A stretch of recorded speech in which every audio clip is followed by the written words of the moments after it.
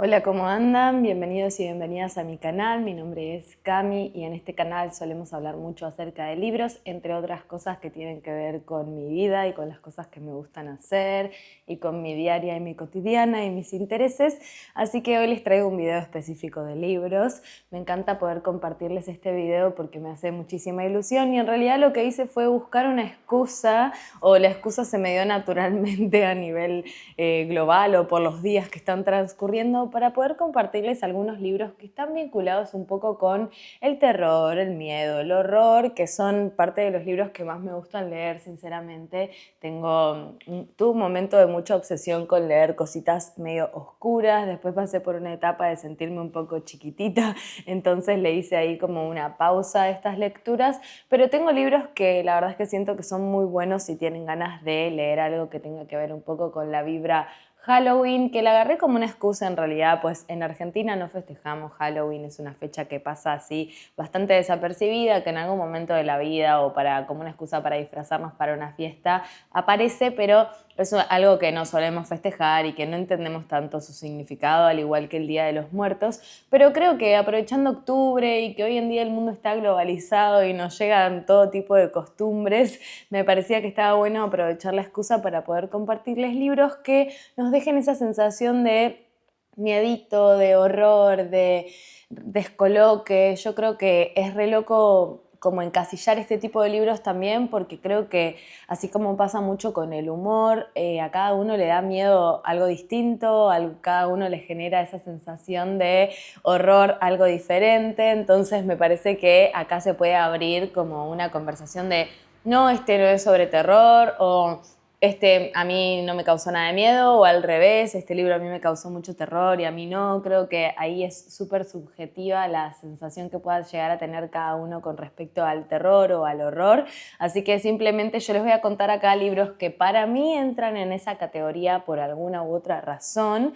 Y también esto, no necesariamente son libros que tal vez uno no puede leer de noche, alguno que otro sí, pero sí como esto de que capaz nos traigan un planteo que nos cause un poquitito de miedo o de horror en el fondo. Obviamente que acá abro a que ustedes nos compartan libros que tengan que ver con esta temática, porque me parece que está buenísimo que se siga expandiendo y a mí me fascina leer libros de estos tintes. Entonces les abro acá a que ustedes también puedan dejar sus recomendaciones. Lo que voy a hacer es, me separé una pilita de libros que son libros que ya leí y que les quiero compartir, y me separé otra pilita de libros que en realidad creo que son 4 libros que tengo ganas de leer en la pronticidad, que creo que pueden llegar a tener estas vibras. Vamos a ver. Y tenía otro más, pero creo que vamos a ir por esto que tenemos acá. Les voy a mostrar ahora la pila de libros que les voy a recomendar. Estos son todos los libros que pensé que pueden llegar a tener que ver con esta sensación spooky. Son varios, los fui agarrando así como en el orden que los fui encontrando en mi biblioteca, y los separé porque fueron los que me fueron dando esa sensación mientras iba chusmeando acá mi biblioteca. Y como les dije, hay de todo. Hay algún que otro libro que uno dice como, bueno, sí, este sí o sí, todos lo conocemos. Y creo que hay algún que otro libro que tal vez no sea tan conocido, y eso me parece también súper divertido para poder traer amplitud. Otra cosa es que son libros que he recomendado mucho porque me gustan muchísimo, así que puede que estos libros ya los hayan escuchado como recomendaciones de este canal, pero a mí me gusta esto de englobar todos en cierta temática, como por si en algún momento dicen, che, quiero leer tal cosa, puedan ir a ese video en específico. Bueno, sin más cháchara, vamos a arrancar. Les invito a que se armen unos mates, un cafecito, algo rico para tomar, para comer, lo que tengan ganas, que vamos a compartir acá un lindo rato. O si no, si me escuchan, eso me encantaría saber, ¿qué tanto me escuchan mientras limpian y ordenan? Porque yo soy muy de escuchar y ver videos, va a ver, no, sería más escuchar videos de YouTube en ese momento, así que siempre me da mucha intriga. Bueno, sin más cháchara, como ya les decía, vamos a charlar acerca del primer libro que les traje.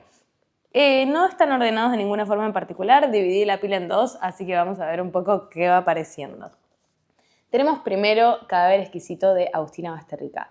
Este es el primer libro que leí de la autora. La verdad es que me quedé con muchas ganas de seguir leyéndola. En este caso tenemos un mundo distópico, podríamos decir, en el cual hay una enfermedad que hace que no podamos volver a comer animales, porque si comemos animales nos podemos morir. Entonces eso hace que los humanos empiecen a pensar una nueva forma de alimentarse más que nada cubriendo ese lado carnívoro, y deciden empezar a criar humanos. En este libro es una locura que creo que plantea muchas cosas con respecto a justamente esto, la distancia entre el animal y el humano, qué tanta distancia hay realmente. Y acá es muy loco porque encuentran la forma específica de poder criar estos humanos y realmente deshumanizarlos, ver cómo hacer para que no griten, para que realmente parezcan animales y podamos ver la diferencia entre aquellos humanos que nacieron para ser humanos y aquellos humanos que nacieron para ser comida. Me parece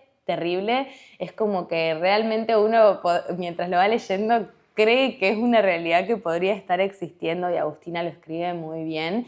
Es como que lo único que traería acá es que si vos estás en duda sobre dejar de comer carne, capaz este libro sea el que te termine impulsando a dejar de hacerlo, porque es un libro que siento que te deja un poco con la sensación de, bueno, entonces qué tanta distancia hay realmente entre nosotros y los animales. Este libro es buenísimo, se lo súper recomiendo, y siento que es de esos libros que te podés devorar, que está muy bueno para llevarse de vacaciones, para algún fin de semana largo que tengamos ganas de meternos 100% en la lectura. Es muy bueno y se lo súper recomiendo. Agustina escribe muy bien y tengo muchas ganas de seguir leyéndola.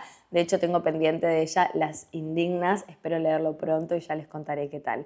Es muy bueno y en el medio aparte transcurre una historia de amor, y vamos a ver un poco acá qué es lo que le pasa a los personajes de esta novela. Les voy a compartir la contratapa.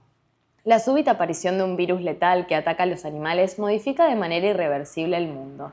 Desde las fieras hasta las mascotas deben ser sistemáticamente sacrificadas y su carne ya no puede ser consumida. Los gobiernos enfrentan la situación con una decisión drástica, legalizando la cría, reproducción, matanza y procesamiento de carne humana. El canibalismo es ley y la sociedad ha quedado dividida en dos grupos, los que comen y los que son comidos. ¡Es tremendo! Marcos Tejo, encargado general del frigorífico Krieg, es un oscuro burócrata. Eso, claro, porque me olvidé decirles que el personaje principal trabaja justamente en un frigorífico, entonces acá vamos a ver el vínculo y lo más cercano, porque creo que también trae mucho ese planteo, ¿no? Que a veces uno no piensa qué es lo que le sucede, como que nosotros lo hablamos mucho con esto de, bueno, qué distinto sería si cada uno tuviera que matar y criar sus propios animales, cómo sería capaz el vínculo con la comida de cada uno, incluso desde un nivel de conciencia, porque no sé si dejaríamos de comer carne, porque antes la gente capaz mataba a sus propias vacas, pero es re loco como ni siquiera sabemos realmente cuál es el proceso que pasan estos animales o por dónde vienen. Un poco siento que te parezco el capítulo de Los Simpsons que Lisa va a ver también cómo funciona un poco todo este detrás del mundo carnívoro. El día en que recibe como regalo una mujer criada para el consumo, las tentaciones lo transforman en una conciencia peligrosa de pliegues truculentos que lo llevará a transgredir las normas hasta límites que la sociedad ignora. En esta despiadada distopía, tan brutal como sutil y tan alegórica como realista, Basterrica inspira con el poder explosivo de la ficción debates de suma actualidad. Bueno, y esto es re interesante porque, claro, te regalan una mujer que debería ser una mujer que vos tenés ahí para matar en algún momento y poder comértela. ¿Qué haces?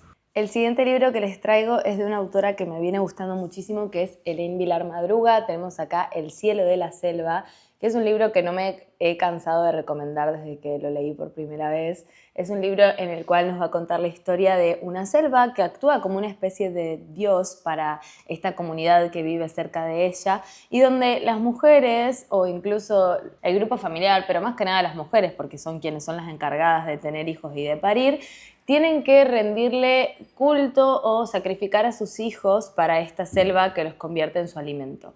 Entonces estas mujeres van a tener muchos hijos, algunos realmente van a ser sus hijos y otros van a venir solamente como alimento de la tierra. Siento que en cierto sentido vinieron como justo pegadas el de Agustina Basterrica y este de Elaine Vilar Madruga, que siento que tienen este tinte también singular de decir como, bueno, ¿cuál sería la diferencia si no existiera la emoción, el vínculo, como si perdiéramos algo de la humanidad en cierto sentido, que nos hace siempre como aferrarnos a que somos de la misma crew, de que somos un poco lo mismo? Y en este caso Creo que se abren muchas incógnitas y muchos planteos con respecto a si realmente la maternidad es algo innato. Vieron que siempre dicen como, bueno, el instinto maternal y qué sé yo. Y creo que este libro trae justamente un quiebre con eso para hacernos pensar un poco si realmente la maternidad es algo innato. ¿Qué vínculos puede tener uno con sus hijos de una forma u otra, sabiendo que tal vez en esta cultura estos hijos van a ser alimento para la selva? Y también es re loco ver cómo estos personajes, estos hijos que están toda su vida sabiendo que así funciona el sistema de la familia y que en algún momento van a ser alimento de esta selva. Obviamente que continúa la generación tras generación, entonces algunos hijos son los hijos que van a ser humanos en cierto sentido, que van a ser parte de la familia, y después tenemos estos hijos que van a ser entregados a la selva como alimento. Y creo que justamente se abren muchísimas incógnitas con respecto a cómo funciona el sistema familiar. Y en este caso creo que nos da varias miradas, porque podemos ver un poco la sensación de la madre y la sensación de estos hijos que, bueno, no saben un poco qué les depara de su vida, ¿no? Les recomiendo que empiecen a conocer a Elaine Vilar Madruga. Yo entré por este libro y me parece maravilloso. Ella es cubana y es muy capa. Yo la escuché hablar en algunos talleres y realmente la admiro muchísimo. Les comparto también la contratapa. En estos videos suelo hacer eso, les comparto un poco qué me pareció, de qué se trata, y les comparto la contratapa para que termine de darles ahí como una idea general de los libros. La selva marca la pauta. Las mujeres deben parir y criar a sus hijos para volverlos el alimento de la selva. Y la selva es un dios hambriento como todos los dioses del mundo. Quienes viven en las inmediaciones de este ente insondable aceptan el pacto. El tributo es el costo de sobrevivir. Elaine evoca a Medea para plantear un universo implacable en el que las mujeres pueden dar vida, pero el mundo externo las devora. ¿Acaso la naturaleza tiene una noción de justicia? Esta magnífica obra es una alegoría sobre eso y sobre la maternidad y los cuerpos de la mujer. También lo es sobre los ritos y la cosmogonía selvática. Terror polifónico, una escritura salvaje que esconde la puerta indetectable del miedo. Cada paso, cada pisada se escucha en este libro. Y hay tantas selvas como miedos. Y eso también, ¿no? Como, bueno, la selva actúa como protectora también si ellas siguen con este culto. Entonces el vínculo y la selva siendo también como un personaje en esta novela. Muy recomendada. ¿Y por dónde sigo? ¿Por dónde sigo? Bueno, voy a ir por algo que no siento que necesariamente entre como algo spooky o terrorífico o que nos dé miedo, pero yo creo que hay algo que acá se abre también en algunos de estos libros que tiene que ver con el terror como algo cotidiano, como el terror como algo que podría aparecer en la vida común y corriente y que podría llevarnos puestos y que incluso aparece a veces en cosas más sencillas y más simples, como que a veces nos podría dar terror una enfermedad o nos podría dar terror que se muera un pariente o nos podrían dar terror, miedo, tantas cosas, que es esto mismo que les trataba de compartir al principio. Entonces, ¿qué les traigo? El buen mal de Samantha Schweblin. ¿Por qué lo traigo? Porque a mí me dio sensación un poco de terror y no sé si necesariamente, sí, porque te deja con miedos de, por ejemplo, en este caso, por si no conocen a Samantha Schweblin, es una gran cuentista, también escribe novelas, pero se destacan muchísimo sus cuentos y este es su último libro de cuentos, El buen mal, y tiene 6 cuentos. Por ejemplo, en uno de los cuentos hay un niño que se traga una pila y que por esto va a tener un problema de salud durante el resto de su vida, y acá vamos a ver el vínculo de sus padres y toda la historia de este niño a lo largo de distintas situaciones, por ejemplo. Y creo que a uno se le despierta ese terror justamente de decir como, ah, ok, esto puede pasar, yo puedo tener a mi hijo jugando tranquilamente mientras yo me tomo unos mates con quien sea y que agarre justo una de estas pilas que son diminutas y que pueda llegar a tener este efecto, y yo creo que eso lo hace bastante terrorífico y horroroso, así que se los recomiendo porque en este caso creo que justamente es eso. Por ejemplo, hay otro cuento que es acerca de una señora que tiene mucho miedo de que se muera el gato de su marido porque siente que es lo único que le da felicidad y encima es lo único que la está atando, por ejemplo, en ese momento a su matrimonio. Entonces es súper interesante cómo van dándose los hechos y creo que tiene bastantes tintes en general también de sobrenatural en cierto sentido este libro. También en el primer cuento, por ejemplo, es una mujer que decide quitarse la vida y no lo logra, pero después va a cuidar a sus hijas. Entonces también todo el terror de la carga que trae eso. Es un libro que les recomiendo un montón y que creo que es una buena entrada para Samantha Schweblin. Es una autora que también tengo muy pendiente porque solamente leí este libro de cuentos de ella y sé que hay muchos que son maravillosos. Le súper recomiendo a Samantha porque por lo que sé tiene estos tintes de hacernos sentir que algo que podría ser común y corriente y cotidiano en nuestra vida también se puede convertir en nuestro mayor miedo, y para mí eso ya está como logrado en los tintes del terror. A ver, seguimos con... Bueno, ahora les voy a hablar acerca de dos libros de una de mis autoras favoritas que no me canso de recomendar, que son libros realmente muy potentes. En uno de estos yo me asusté, me costó mucho seguir avanzándolo. Me pasaba que era como, no entiendo, esto es lo peor que puede pasar, va a pasar algo más feo, es como que se me armaba ahí una cosa espantosa, que es en este caso Mandíbula de Mónica Ojeda, un librazo que les recomiendo un montón, que se trata acerca de unas niñas que van a un colegio en el Opus Dei, que tiene que ver con el Opus Dei, y que es un colegio que funciona un poco como si fuese una empresa, porque es un colegio privado, entonces como cómo se juega ahí los vínculos entre las alumnas que se creen en ciertos sentidos que son ellas las jefas de sus maestras y entre las profesoras, lo difícil de la edad de la adolescencia, de la secundaria. Creo que hay algo que tematiza este libro que no se suele hablar mucho y que siempre que hablo de este libro lo comento, que tiene que ver un poco con la maldad que hay en las mujeres en la adolescencia, que creo que al no ser una maldad física y no estar tan explícita la violencia entre las mujeres, capaz a veces no la vemos tanto, pero está y está muy presente y hay mucha maldad entre nosotras también, como que en la adolescencia se juega algo de la maldad, creo yo también, y es muy interesante acá lo que sucede porque, el libro arranca con una profesora secuestrando a una de sus alumnas y vamos a empezar a ver ¿qué es lo que las hizo llegar hasta ahí a ambas? Porque ambas vienen de una vida y de un backup bastante traumado. Hay un dios blanco que es bastante oscuro y entre ellas, entre las compañeras del colegio, se van a estar juntando en un espacio y van a estar armando esta especie de religión que es súper oscura, que es muy morbosa, en la que van todo el tiempo rozando y corriendo un poco los límites que hay entre también como esta distancia con los adultos y con ya creerte un poco adulta, pero no entender, entonces estar todo el tiempo jugando con los límites de su propia vida, con los límites de la vida de los demás, con los límites de absolutamente todo, e incluso estar jugando todo el tiempo a ver de correrlo un poquitito más entre ellas. A mí me dio muchísimo miedo, es un libro que yo siento que realmente hay que elegir cuándo leerlo porque te deja y es muy bueno, pero es muy loco también lo que se hacen entre ellas y lo oscuras que pueden ser entre ellas y lo retorcidas y a la vez como algo de que siento que en la adolescencia, al estar tan presente también el tema de la fantasía, es como que esta cuestión horrorosa puede aparecer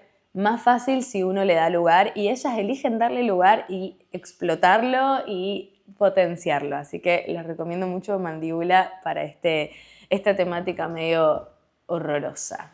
Les leo la contratapa de Mandíbula. Una adolescente fanática del horror y de las creepypastas despierta maniatada en una cabaña en el medio del bosque. Su secuestradora no es una desconocida, sino su nueva profesora de lengua y literatura, una mujer joven a quien ella y sus amigas han atormentado durante meses en el colegio de élite del Opus Dei. Pero pronto los motivos de este secuestro se revelarán mucho más oscuros que el bullying a una maestra. Un perturbador amor juvenil, una traición inesperada y algunos ritos secretos e iniciáticos inspirados en estas historias virales y terroríficas gestadas en Internet. Mandíbula es una novela sobre el miedo y su relación con la familia, la sexualidad y la violencia. Narrada con una prosa llena de destellos líricos y simbólicos desconcertantes, saltos en el tiempo, toma rasgos del thriller psicológico para desarrollar el juego mental que se produce entre alumnas y maestras y escarbar en las relaciones pasionales entre madres e hijas, hermanas y mejores amigas, recreando un mundo de lo femenino monstruoso que se conecta con la tradición del cine de terror y la literatura de género. Muy interesante. Y otro libro que para mí también tiene que ver con eso, que es de la misma autora, es Nefando de Mónica Ojeda. Acá la historia es otra completamente distinta, son igualmente chicos jóvenes, si no me equivoco son 6 chicos jóvenes que viven en una habitación en Barcelona y que van a empezar a crear un juego en la Deep Web. Y acá lo que tiene este libro de particular, a diferencia del otro, que me parece que está bueno a traerlo como trigger warning, es que se habla mucho de abuso infantil y hay mucha secuencia explícita y justamente estos chicos, más que nada hay algunos de estos creadores de este juego, porque estos 6 chicos 6 se van a encargar de crear alguna que otra parte del juego, pero van a haber un par que lo van a hacer un poco desde la periferia y como, no, es que a mí me gusta programar, por ejemplo, entonces me pidieron y lo hice. Y van a haber otros que van a ser los creadores de esta idea que tiene que ver con situaciones que les han pasado en la vida y que un poco van a estar reflejadas en esta creación de este juego y tiene mucho que ver justamente con secuencias bastante vinculadas a esto que les comentaba antes con respecto a secuencias intrafamiliares. No repito mucho algunas palabras porque a YouTube no le gusta mucho que hablemos de eso, entonces mientras uno lo mencione así un par de veces no pasa nada, el tema es que no puedo hablar de eso en específico. Es un libro que te deja ahí como en una muy retorcida y te deja súper pensando. A mí no me dio miedo en particular como sí me pasó con el de Mandíbula, pero creo que es un libro que aplica bastante a esto porque encima se entran a enroscar muchísimo con el tema de la Deep Web y con todo lo que hay de fondo. Y ahora les voy a compartir la contratapa de Nefando. Nefando viaja a las entrañas de una habitación. Fue un videojuego en línea poco conocido y pronto eliminado en la red a causa de su contenido sensible. Las experiencias de sus jugadores son, ahora, el centro de los debates gamers en los foros más profundos de la Deep Web, pero sus usuarios no parecen ponerse de acuerdo. ¿Era un juego de horror para frikis, una puesta en escena inmoral o un ejercicio poético? ¿Son tan hondas y retorcidas como parecen las entrañas de esa habitación? 6 jóvenes comparten un piso en Barcelona y sus habitaciones vibran como colmenas. En cada una de ellas se gestan actividades tan inquietantes y turbias como la escritura de una novela pornográfica, el deseo frustrado de autocastración o el desarrollo de diseños de la demoscene. Sus espacios privados son arquitecturas blancas donde se explora el territorio de los cuerpos, de la mente y de la infancia, mirillas hacia lo abyecto que los conecta al proceso de creación de un videojuego de culto.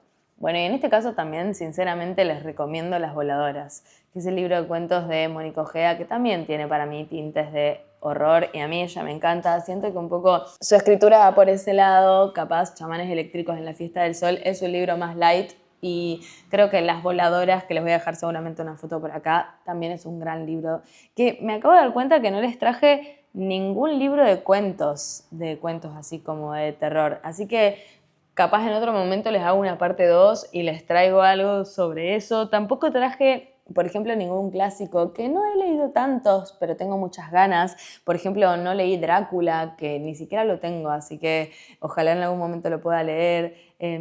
Y ahí también es donde me pregunto un poco, bueno, ¿qué onda? ¿Qué entra como spooky o de terror? Porque también les recomendaría de Anne Rice, Entrevista con el vampiro, o mejor aún todavía, que es su segundo libro, Lestat, Lestat el vampiro, que siempre digo que hay que atravesar el primero, que para mí está buenísimo igual, para en el segundo encontrar realmente lo jugoso. Ese segundo libro es una joya, es una exquisitez para mí vampírica y es maravilloso, lo recontra necesito en mis manos, lo leí en digital, pero se los recomiendo un montón. Bueno, siento en realidad que si abro acá voy a tener un montón de recomendaciones más para hacer, pero ya les seleccioné algunos libros, así que vamos a seguir por ahí. Y como les dije, tengo 4 libros que tengo ahí como, bueno, libros que me gustaría leer que creo que tienen que ver con esta temática. Veremos. Bueno, voy a echar acá uno que siento que tiene todo que ver, pero nada que ver porque no es ni una novela ni son cuentos, sino que les traigo ensayos sobre la escritura del horror. Si a ustedes les gusta leer, tal vez también les cope escribir y seguramente conozcan a Lovecraft. O sea, si entraron a este video, seguramente lo conozcan, pues es un gran autor reconocido también en el mundo del terror. Y en este caso elegí este libro que lo edita La Parte Maldita y que está traducido por Thomas Downey y María Petracci, que junta acá varios ensayos que escribe Lovecraft en los que incluso responde a críticas acerca de su trabajo, responde a situaciones que van apareciendo. También nos cuenta un poco su proceso con la escritura y cuáles son las cosas que para él son muy importantes a la hora de escribir terror y horror. Por eso son ensayos sobre la escritura del horror. Es un libro que les recomiendo un montón, que yo me tomé mucho tiempo para leer y que creo que es como una especie de Biblia en cierto sentido y un libro en el que uno podría volver varias veces para encontrar cositas que nos puedan ayudar a expandir nuestra literatura en todo sentido. A la hora de leer también creo que esto nos ayuda muchísimo también como a ir encontrando recursos que utilizan los distintos autores y ver maneras distintas de encontrarnos con el terror y con el horror. Y también si les interesa escribir, es un libro que les recomiendo un montonazo porque es una joyita, es una joya y que creo que tiene ahí como una cuestión de incluso de mucho pensamiento, autocrítica y está muy bueno, se los recomiendo un montonazo. Les voy a decir ahora cuántos ensayos son. Tiene nada, el cuaderno de notas, es realmente muy bueno. Les cuento los nombres de los ensayos, por si los conocen o no los conocen, capaz hay alguien acá que lo conoce y que ha leído sus ensayos pero no sabía de este libro, les cuento los títulos. Palabras preliminares, En defensa de Dagón, El horror sobrenatural en la literatura, algunas notas sobre la ficción interplanetaria, apuntes sobre la escritura de ficciones extrañas, la composición literaria y este cuaderno de notas que les comentaba que está al final. La verdad es que es buenísimo. Si les interesa el horror, si les interesa este mundo, se lo súper recomiendo. Realmente lo tengo recontra subrayado, lo tengo marcado, o sea, lo pueden ver tranquilamente porque me encantó conectar con esta lectura. Les comparto la contratapa. Primero tiene una cita que dice: en conjunto, estos textos funcionan como una lupa que permiten entrever los hilos que unen las ideas con la ejecución, los resortes que transforman un modo de mirar en una forma de contar. Celebrado y reconocido por sus cuentos e historias de horror cósmico y por su habilidad para crear mitologías ficticias que influenciaron e influencian a generaciones de escritores, cineastas y artistas, H.P. Lovecraft también dedicó una buena parte de su obra a reflexionar sobre el género de terror y su escritura. En sus ensayos y cartas, que alcanzan la monumental cifra de decenas de miles, Lovecraft se revela ya no solo como el eximio escritor, sino también como un lector avesado, un estudioso de la literatura y un crítico agudo, completamente consciente de las tradiciones sobre y a partir de las cuales elaboraría una filosofía y una estética propias.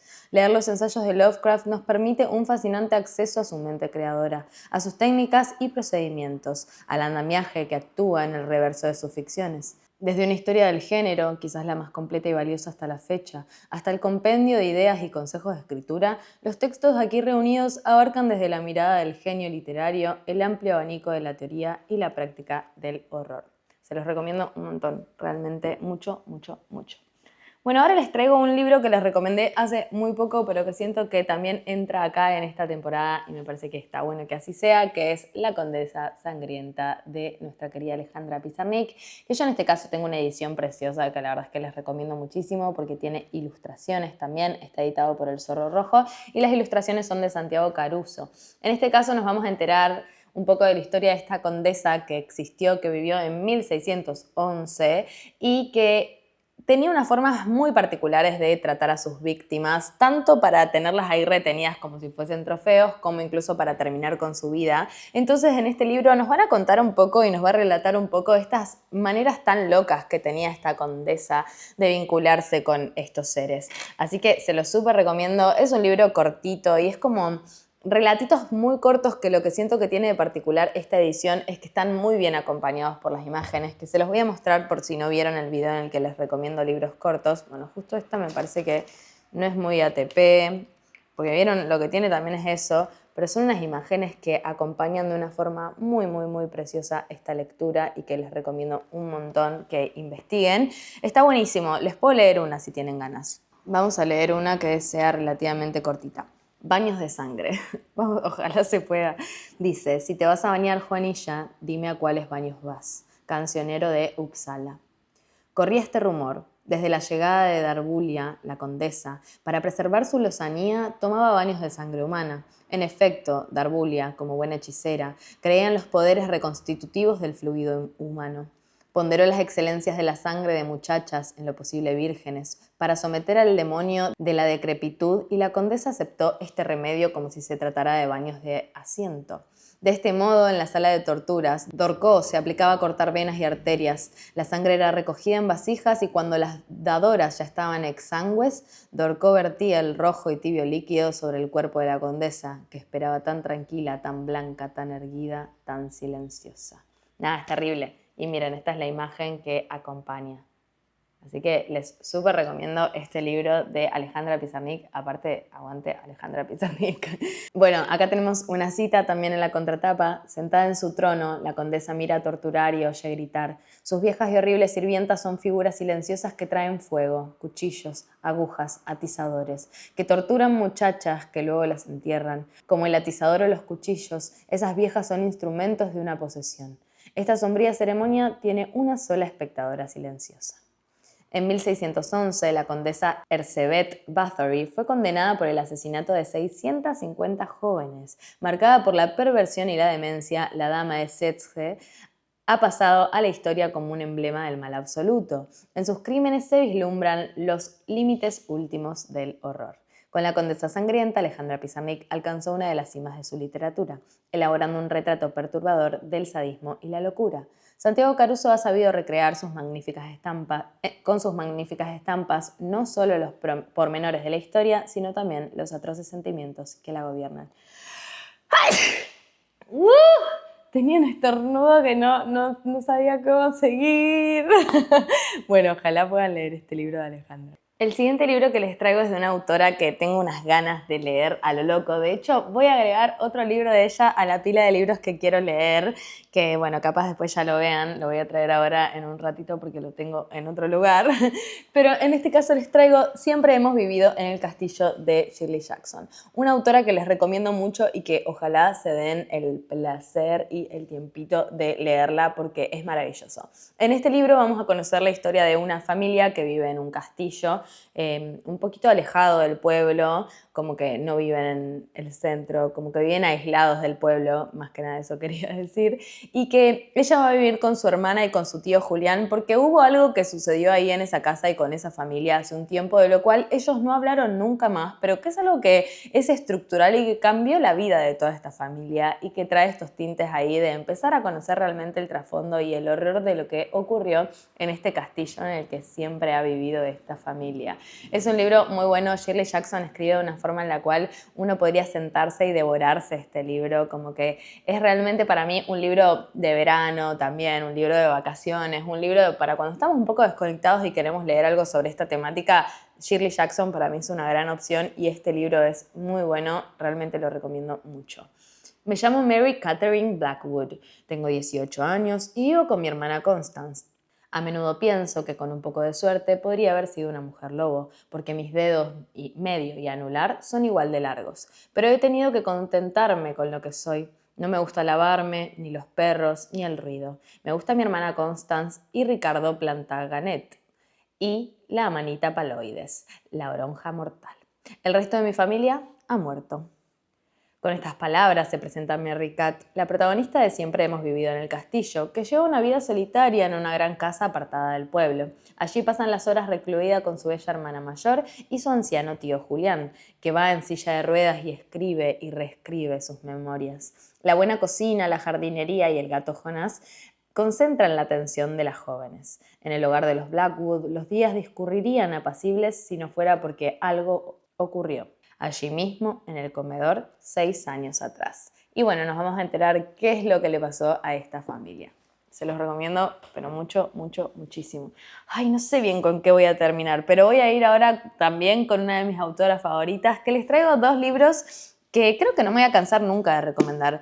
Uno creo que reba con esta temática, no hay forma de que no vaya, que es Alguien camina sobre tu tumba de Mariana Enríquez. Este libro que no es un libro sobre terror y horror, pero que a uno le podría dar ahí como cierta sensación, porque es un libro acerca de sus anécdotas con cementerios. ¿Cómo uno va a entrar este libro en este mes y en esta temática spooky? No lo sé, porque creo que ya el simple hecho de ir a un cementerio a recorrerlo desde un lugar de observación y de intriga y no necesariamente desde un lugar de ir a despedir a un ser querido es muy bueno. Aparte, ella en estas anécdotas que pasan por distintos lugares, va a cementerios de Estados Unidos, de Cuba, de Inglaterra, de República Checa. Acá argentinos tienen como 4 o 5. Francia, Cataluña, Argentina un montón, como les dije, País Vasco, Italia, Australia, Chile, Estados Unidos, México. Es muy interesante, me parece muy bueno, aparte que acá en Argentina recorre algunos cementerios que yo ni idea y algunos son incluso de provincias. Termina, si no me equivoco, con el de Recoleta, por ejemplo, pero tenemos uno en Azul, en Argentina, en Carué. El de Carué me pareció muy interesante.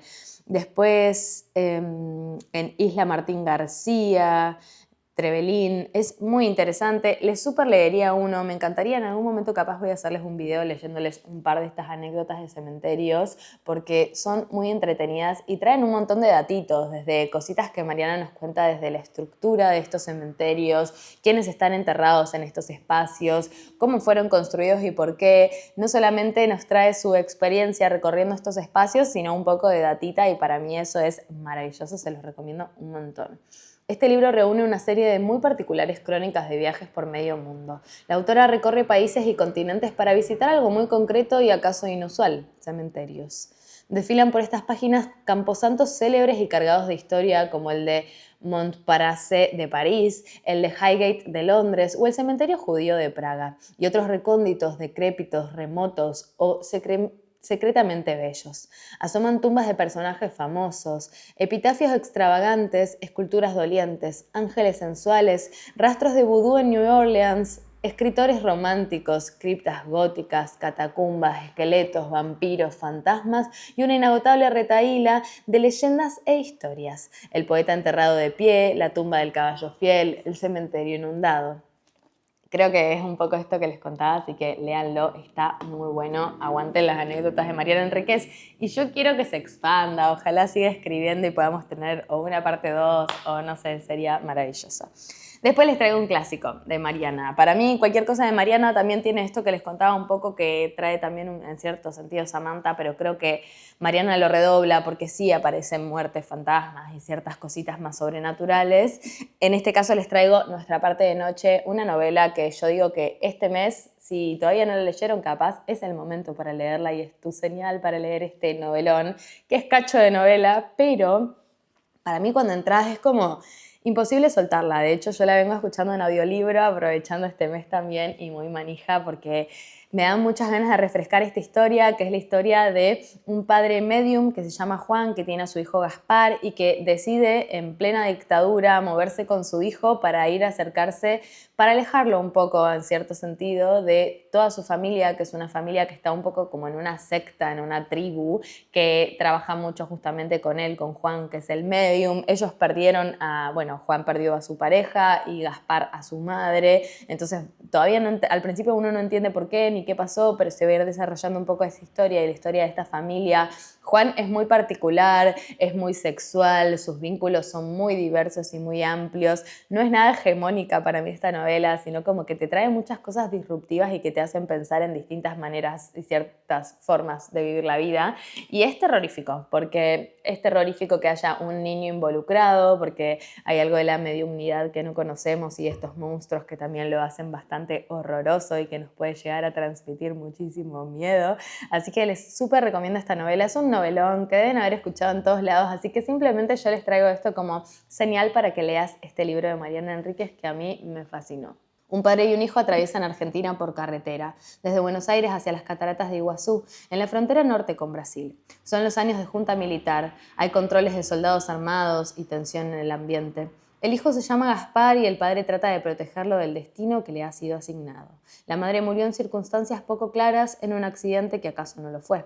Como su padre, Gaspar está llamado a ser un médium en una sociedad secreta, la Orden, que contacta con la oscuridad en busca de la vida eterna mediante atroces rituales. En ellos es vital disponer de un médium, pero el destino de estos seres dotados de poderes es especialmente cruel, porque su desgaste físico y mental es tan rápido e implacable. Los orígenes de la orden, regida por la poderosa familia de la madre de Gaspar, se remontan a siglos atrás, cuando el conocimiento de la oscuridad llegó desde el corazón de África a Inglaterra y desde allí se extendió hasta Argentina. El lector encontrará en estas páginas, cuyo interior muta, pasadizos que esconden monstruos inimaginables, rituales con fieros y extáticos sacrificios humanos, andanzas en el Londres psicodélico de los años 60, donde la madre de Gaspar conoció a un joven cantante de aire andrógino llamado David. Párpados de humanos convertidos en fetiches, enigmáticas liturgias sexuales, la relación entre padres e hijos con la carga de una herencia atroz y de fondo la represión de la dictadura militar, los desaparecidos y más adelante la incierta llegada de la democracia, los primeros brotes del SIDA en Buenos Aires. Uso y recomiendo. Bueno, me quedan 4 libros, así que vamos a avanzar y después les voy a chusmear al final libros que yo tengo ganas de leer que creo que tienen que ver con esta temática.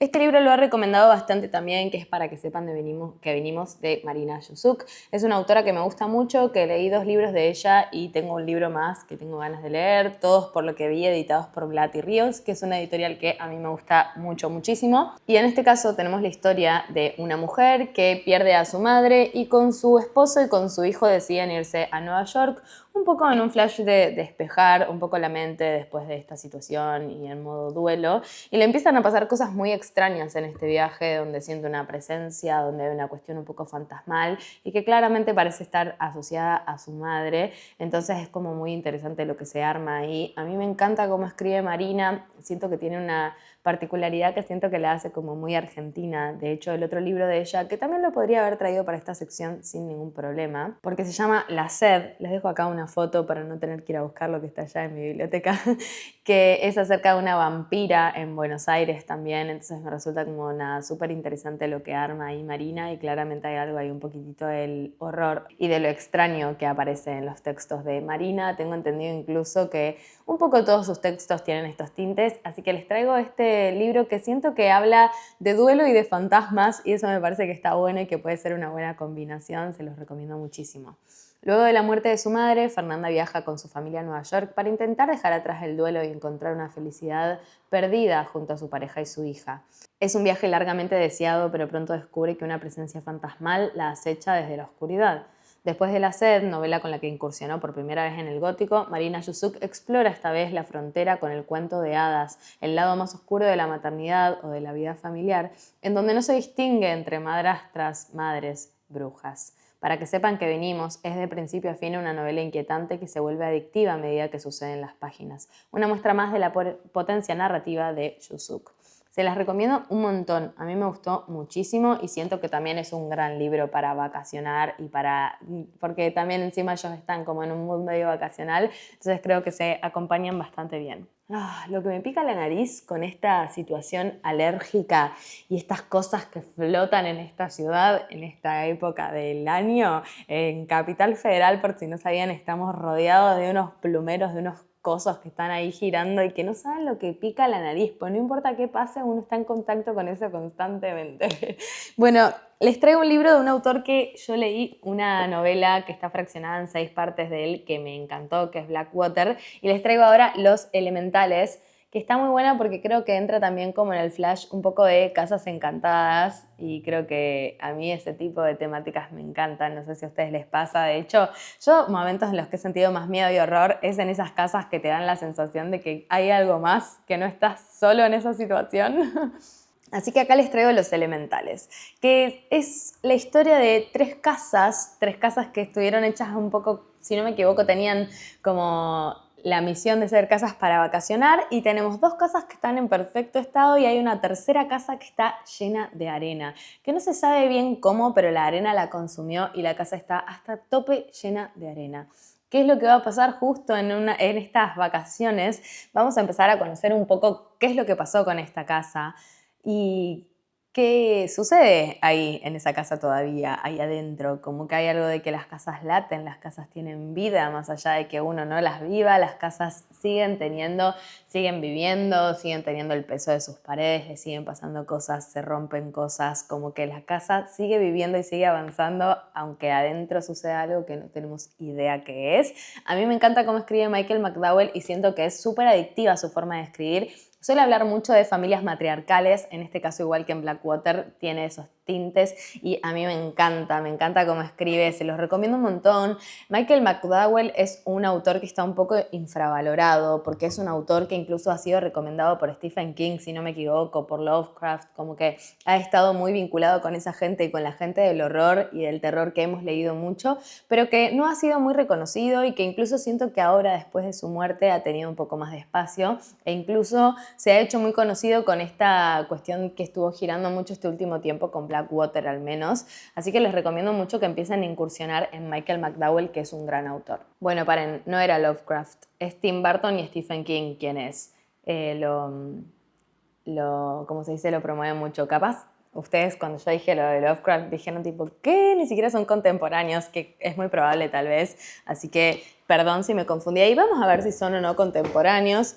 Michael McDowell nació en 1950, que no son contemporáneos para nada. Lovecraft nació en 1890, así que imposible que Lovecraft haya recomendado a Michael McDowell, pero Stephen King y Tim Burton sí. Así que ya me retracto de ese error, les pido mil disculpas porque dije un poco una burrada. Acá Stephen King, por ejemplo, dice, debe considerarse a Michael McDowell como el escritor más refinado de los Estados Unidos.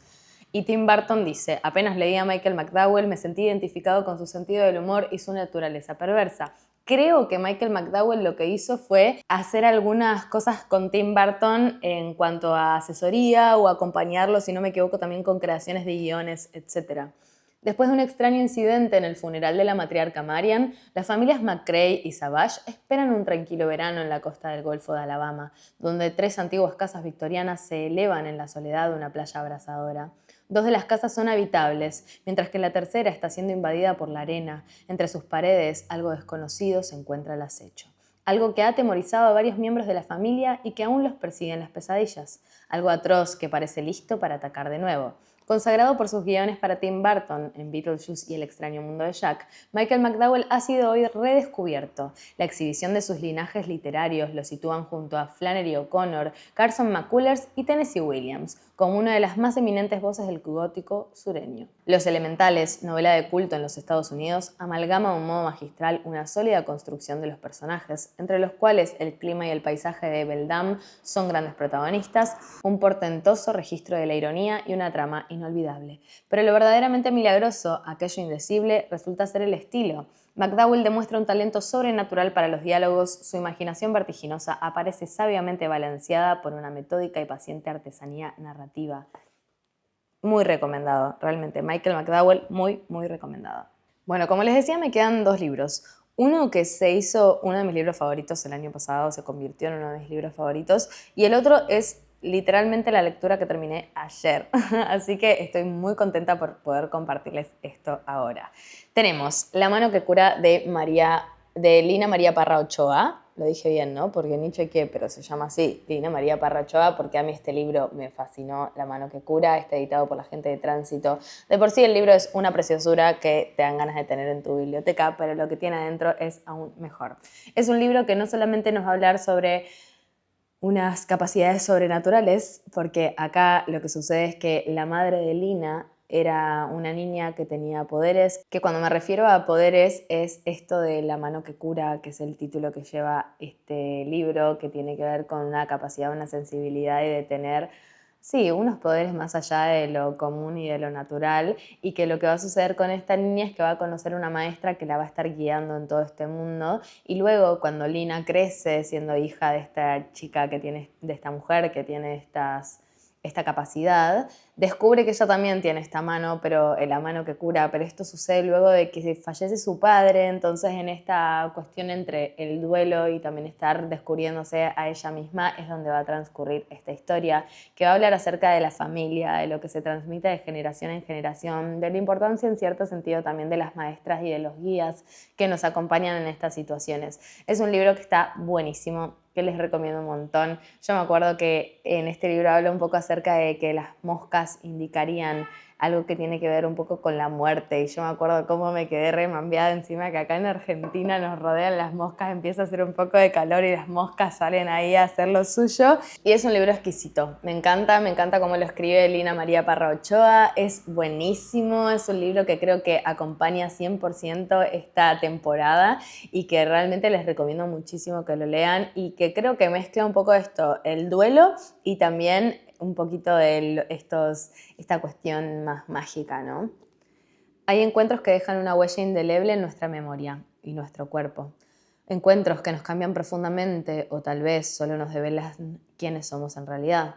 Esto es lo que le ocurre a la niña Soledad cuando conoce a Ana Gregoria, su maestra de escuela, de quien aprenderá a hacer trabajos, amarres, bebedizos, a llamar al silencio sobre sí misma para no ser vista ni escuchada, a dominar a las ánimas del purgatorio, porque la niña Sole tiene la mano que cura. Muchos años después, su hija Lina descubrirá que ella también tiene la mano que cura, y tras la muerte de su padre, una fuerza desconocida la obligará a buscar a Ana Gregoria, ya anciana, para hallar respuestas en un mundo cada vez más oscuro e impenetrable. La mano que cura habla de los poderes, de la brujería y de las supersticiones que se transmiten en secreto, del duelo y de la muerte, del deseo de formar una familia. Habla de magia y de ciencia y de cómo todo es la misma cosa, porque uno no es nada, uno es canal por donde pasa lo que es verdad. Increíble, increíble, increíble, me parece buenísimo y también creo que trae estos tintes de mediumnidad que ya habíamos visto con nuestra parte de noche, ¿no? Y bueno, último libro que traigo es La masacre de Kruger de Luciano Lamberti, que ha sido mi última lectura, así que acá tienen spoiler de lo que va a ser el blog, tanto el blog como el resumen de lecturas del mes que viene, porque acá tenemos la historia de un pueblo que se llama Kruger, que es un pueblo que fue gestado, creado por un señor que lo miró y dijo: yo acá voy a sentar a mi familia, voy a hacer un hotel, los voy a traer a todos, y después todo el mundo empieza ahí como a acercarse y a comprar terrenitos, y así es como un poco se empieza a armar este pueblo, ¿no? ¿Y qué sucede? Un pueblo de 100 habitantes bastante chiquito, situado en la montaña, en lo cual los ritmos son lentos, tienen todos los años el Festival de la Nieve, que sucede el 26 de junio, la fiesta de la nieve en este lugar, pero hay un 26 de junio de un año muy particular, 1987, que pasa algo diferente, pasa algo muy extraño, que es una masacre, no sabemos cómo, pero no queda un sobreviviente. Bueno, mentira, estoy mintiendo, quedan un par de sobrevivientes, pero son muy muy pocos los que logran escapar a la masacre que sucede en este lugar, que es terrible porque realmente deben quedar 6 sobrevivientes, no mucho más que eso de un pueblo de 6 personas. Nadie queda, es terrible cómo sucede esta masacre, los restos que quedan, lo que sucede en el post, es algo que parecía que se venía gestando y que la gente de este pueblo lo venía sintiendo y venía percibiendo que algo extraño venía pasando en esta ciudad, que no sabemos si es algo extraño que venía pasando o si siempre está la extrañeza o algo diferente sucediendo acá en este pueblo y que solamente era como algo que era cuestión de que explote en algún momento porque siempre estuvo ahí por debajo. Es buenísimo, está escrito de una forma muy interesante porque nos va contando desde anécdotas de los distintos personajes, cómo lo fueron viviendo en el pre, en el post, algunas como ciertas entrevistas, o vamos viendo cómo se creó este pueblo, vamos a saber un poco la historia. Está armado como si fuese con ciertas entrevistas, más una cuestión ahí medio ficcionada. Es como muy interesante la forma en la que está armada el libro, porque nos va a ir contando las distintas miradas de distintos personajes, cómo un poco van pirando, qué es lo que ve la persona de la policía, cómo va viviendo cada uno, qué pasó o cómo lo ve también la gente del pueblo vecino que no estuvo involucrado en esta masacre, pero que ve lo que quedó de esta masacre, que es terrible y que conocían el pueblo y conocían a sus habitantes, que incluso tenían familiares en ese otro pueblo que terminaron siendo parte de esta masacre terrible. Se los recomiendo un montón, creo que va bárbaro con esta temporada, que puede ir genial, y les voy a compartir la contratapa. En el pequeño pueblo de montaña de Kruger, cada 26 de junio se realiza la fiesta de la nieve. Ante la atenta mirada de los turistas, la comunidad se reúne en la plaza a disfrutar de bailes típicos, asado de cordero, muestras gratis de chocolate y ríos de cerveza alemana. Los negocios se llenan y la recaudación sirve para aguardar la llegada del verano. Pero en la celebración del año 1987 algo sucede. Algo que venían sospechando desde el pueblo vecino, el asesinato de casi la totalidad de la población. En un formato que mezcla entrevistas documentales con recreación ficcional, Lamberti presenta la historia de una pesadilla que se aproxima lentamente para mostrarse al fin con todo su horror y locura. Recomiendo muchísimo, yo disfruté mucho, mucho, mucho de leer ese libro este mes. Y acá para terminar voy a mostrarles algunos libros que tengo ganas de leer un poco como vinculados a esta temporada y que tengan que ver un poco con estas sensaciones. Les dije que iba a agregar un libro de Shirley Jackson, que es La maldición de Hill House. Es un libro que tengo y que tengo muchas ganas de leer hace mucho tiempo y que no he tenido la suerte. Obviamente, si ustedes leyeron alguno de los libros que estoy diciendo que quiero leer, me los dejan en comentarios, que me van a motivar muchísimo a avanzar con estas lecturas. Y también, por favor, sus recomendaciones de libros que, no sé, les hayan aparecido a medida que fueron escuchando este video son más que bienvenidos y los necesito porque quiero armarme una buena lista de libros para leer que sean más terroríficos que me falten. 4 personajes llegan a un viejo y laberíntico caserón conocido como Hill House. Son el Dr. Montage, estudioso del oculto que busca pruebas de fenómenos psíquicos en casas encantadas, y 3 personas a quienes el doctor ha reclutado para llevar a cabo un experimento. A pesar de las reticencias de su familia, Eleanor, una joven algo atormentada y de pasado infeliz, atormentada, acabará formando parte de la singular comitiva. Los otros son Theodora, con quien Eleanor establece un fuerte vínculo inicial, y Luke, el heredero de la casa. Pronto todos deberán enfrentarse a situaciones que están más allá de su comprensión. Hill House parece estar preparándose para escoger a uno de ellos y hacerlo suyo para siempre. Llevado 2 veces al cine e inspiración de una reciente serie televisiva, La maldición de Hill House es una de las novelas más famosas de Shirley Jackson y una de las principales obras de terror del siglo XX. ¡Ay, lo quiero leer ya! ¿Cómo explicarlo? Bueno, traigo acá un librazo que yo creo que a ustedes también les va a tentar, que es Cabezas en la Ventana, esta antología de terror latinoamericano, que lo que tiene es la particularidad de que son muchos cuentos escritos por diversos autores y son todos vinculados, obviamente, como dice acá, con terror, pero más que nada terror latinoamericano, que es, la verdad, un poco mi terror favorito. Les leo la contratapa. ¿Qué hay en el fondo de nosotros? ¿Qué hay, a su vez, en lo más profundo de los demás? El terror ilumina esas preguntas. Es costura fina, una manera de explorar lugares lejanos, propios y ajenos, y hablar de las diferencias que hoy espantan a tanta gente. Sin dudas, el terror descoloca nuestros prejuicios sobre la otredad, evoca los fantasmas que nos acompañan, piensa la sociedad, la naturaleza, en nuestros límites. Es una forma de mirar de cerca lo que quizás queremos esconder. ¿Qué significa el destape de lo macabro, o mejor dicho, de lo incomprensible? Este libro congrega textos inéditos de las voces más trascendentales, aunque no todas, claro, del terror actual latinoamericano. Una de las mejores dimensiones de la literatura híbrida, sin dudas, reside en él. Con textos inéditos de Mariana Enríquez, Verena Calvacante, Elaine Vilar Madruga, Ramiro Sanchit, Malena Salazar Maciá, Junco Gata Aguilar, Oscar Nestarés, Bernardo Esquinca, C.C. Atabales, Marina Yusuk, Jante Cohen, Natalia Chávez, Pabsi Libmar, Stephanie Méndez Perico, Varela Leiva, Jacobo Villalobos, Isis Aquino, Lina María Parra Ochoa, Alberto Chimal, Alejandra Pagán Vélez, Gabriela Damián Mirabete, Marcus Edgical Gott, Natalia Rangel, Enrique Urbina, Solange Rodríguez Pape, Gustavo Muncal y Enza García Arreaza.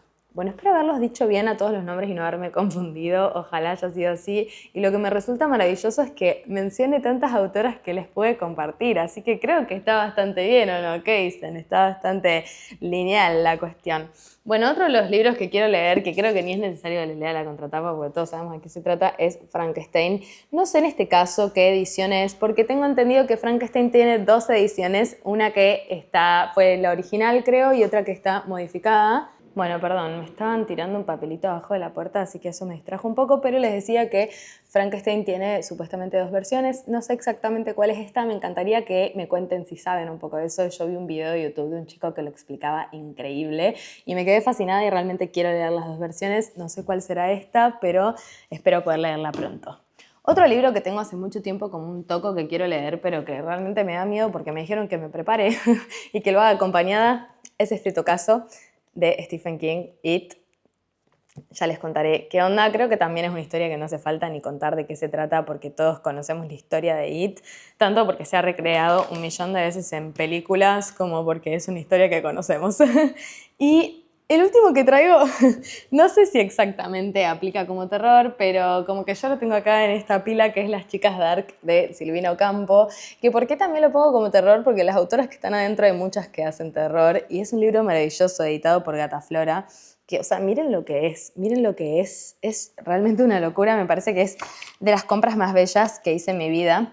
Como les decía, es Las Chicas Dark de Silvina Ocampo. Y ven, escribe Selva Almada, Mariana Enríquez, Inés Garland, Camila Fabri, Virginia Cosin, Claudia Boaf, Cecilia Sperling, Laura Ramos, Gabriela Herralde y Sonia Budassi. Y lo que tiene es que son todos relatos que tienen acá unas imágenes increíbles. Y es un libro que espero poder leer pronto, la verdad. O sea, que alguien me explique cómo hicieron semejante obra de arte. Es un libro que vale la pena tener 100%. Acá atrás tenemos a las autoras mencionadas también. Me enloquece, les juro que es algo que que me enloquece y que bueno, te muestra, acá atrás tenés los títulos de las obras, de las pinturas que son utilizadas, después hay información de las autoras, siento que es un libro súper completo y aparte de completo es bellísimo, realmente es como de las mejores cosas que vi. En este caso está curado o editado por Verónica Gómez, que creo que fue quien eligió también las diversas pinturas. No, es una locura, qué decirles. Ojalá lo pueda leer pronto porque me parece bellísimo. Bueno, eso ha sido todo por hoy. Estoy muy contenta, tenía muchas ganas de compartirles este video y de compartirles libros que puedan leer tal vez en esta temporada o libros de terror y horror que se puedan quedar ahí como recomendaciones para cuando tengan ganas de abordar estas lecturas y que obvio son más que bienvenidas las recomendaciones, que se las pido con todo mi corazón, me ayudaría y me serviría muchísimo seguir expandiendo mi mundo lector del terror. Bueno, les mando un beso y un abrazo enorme. Espero que si andan leyendo estén teniendo hermosas lecturas y las estén disfrutando y que si no, no se machaquen la cabeza. Acuérdense que podemos soltar libros y leerlos en otro momento también, que no todo libro es para cualquier momento. Que espero que estén súper. Les mando un beso y un abrazo enorme y gracias siempre por mirar y el cariñito.